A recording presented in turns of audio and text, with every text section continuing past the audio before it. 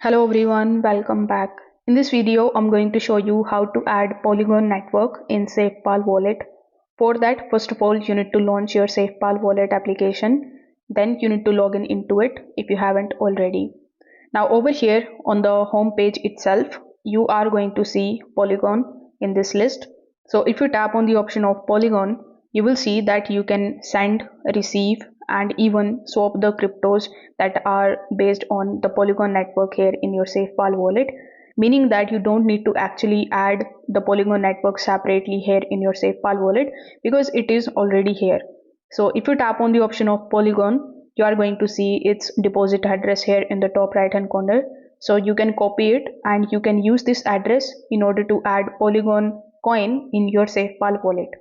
If you have the Polygon coins available here in your Safepal wallet, you can also use this send option in order to send them in any other cryptocurrencies.